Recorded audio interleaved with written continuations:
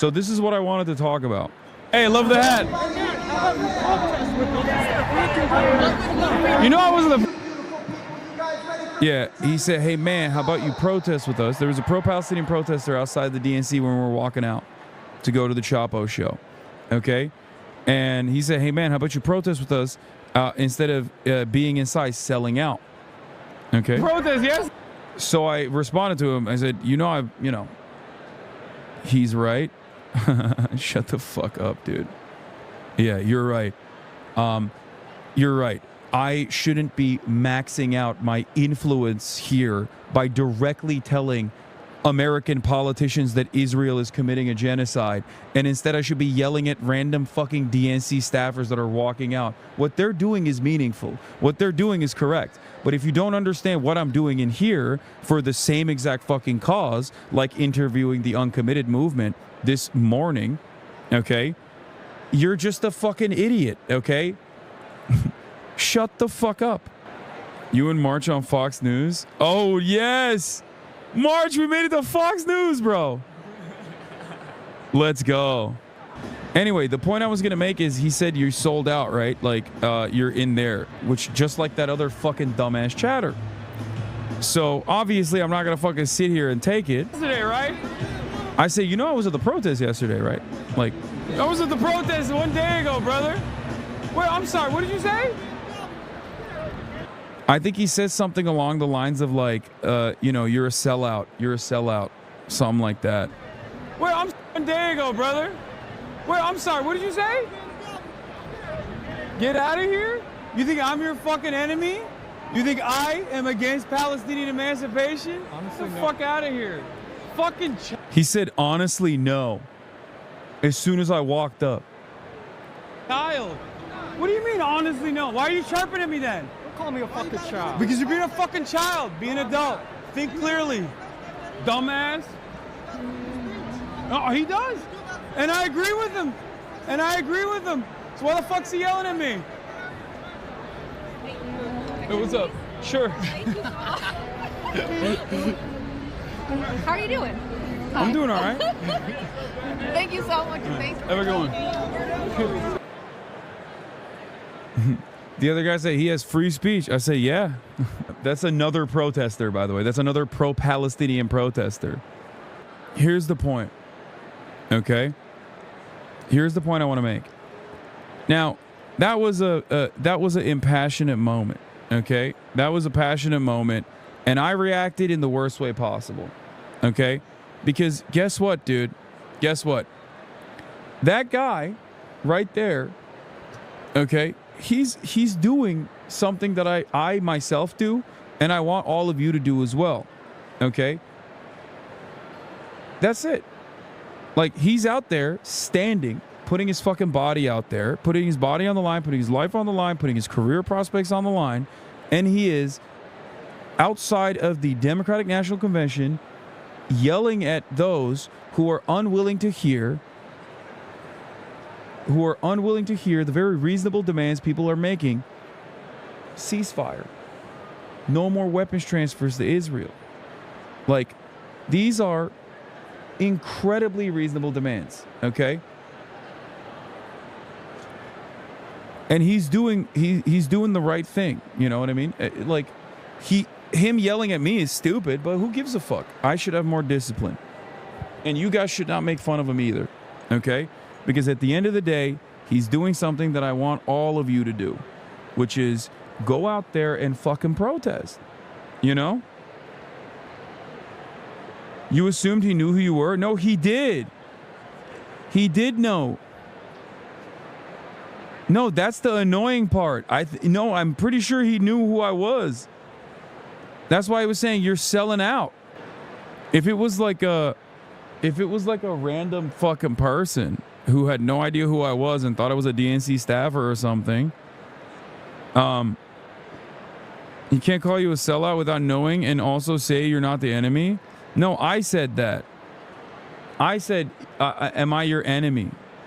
He didn't say that. Okay. No, your reaction was fine. Free speech works both ways. Should have hit him with a take a week off. Okay, everybody needs to calm down. Yeah, he knew who I was because I said, do you think I'm your enemy? He said, honestly, no. Against Palestinian emancipation? Honestly, get the fuck out of here. Like, I'm not going to fucking sit here and chirp about a dude who literally took the time out of his day and got his girlfriend to go and fucking sit outside, park his ass outside the goddamn DNC to chirp at people who are leaving the fucking DNC, okay? That is, he's doing the right thing, okay? He's applying pressure. Disciplining Records is good. If he's serious about advocating for the left, he will grow and mature from it. Records are poison the movements. Your initial instincts were correct. I know. But I think he could have been handled in a better way, and I'm not going to fucking yell at him that much, okay? Speaking of those protesters, they also were actively reading out all of the child victims of Israel's genocide to the people who were excited at the prospect of, you know, attending the DNC's third night. And let me tell you, I think those people should hear it. I think I should hear it too. I don't have an issue with that. It's obviously when someone says, bro, you're selling out. It's the same principle behind like yelling at fucking Ilhan Omar. You know what I mean? Yelling at like the uncommitted delegates, like they sold out, they're inside. They still want to reason with the Democratic Party. It's like, no, dude. Okay? Every successful civil rights movement has always had multiple prongs, multiple different approaches. There's an MLK side to it. There's a Malcolm X side to it. Okay? You can't be yelling at people who are trying to move the needle in the right direction. You can't be yelling at people and chirping at people on Twitter when their job is like when they're trying to use to the best of their ability with what they have, right? To advance this struggle, to speak on Palestinian emancipation. You can't be fucking chirping at those people for doing that, okay? Every single person has a unique set of skills. It's kind of similar to people in the chat being like, bro, I can't believe you sold out to the DNC. You're in there, you're being a shill, right? Like, why aren't you out there protesting? It's no different than when people say, Hasan, if you're such a fucking socialist, why don't you literally like stop what you're doing, right? Why don't you stop what you're doing, what you've done so far, and instead of like being an advocate, instead of having this platform, like go fucking start a co-op, which I did, but you know, for a podcast, so it's different. Like, why don't you go do that? And obviously, this is my skill set. This is what I'm good at. So I'm using what I'm good at to literally fucking advance these causes that I care about. Okay? That's how it works. But ultimately, you should never break solidarity. That's the way I think about it. That's what I believe. Okay? As long as people are genuinely putting the effort, I think it's so stupid to just it's so stupid to turn around and criticize one another over like aesthetic choices.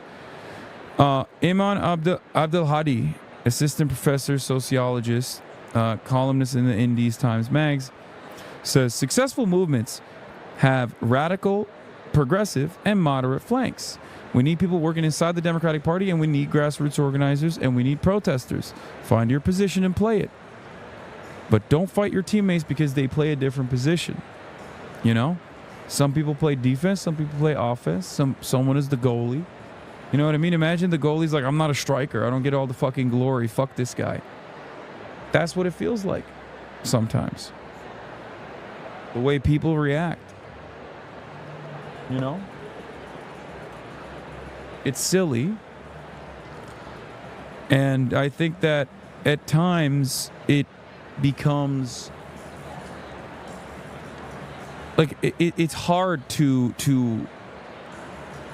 it's hard, especially when things seem so impossible, right? When change seems so impossible, I think people generate like a level of nihilistic sentiment, or they become more hardened in their positions and they just start saying like, oh, you're bad. You're not doing things in the way that I would want you to do things. Okay?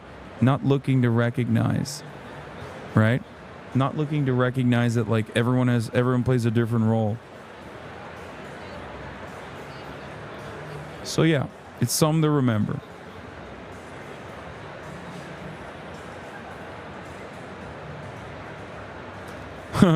This is a good take. So how will Kamala Harris and the Democrats keep saying they support a so-called two-state solution to forever bring peace if they can't even support a two-state stage for 5 minutes at the DNC?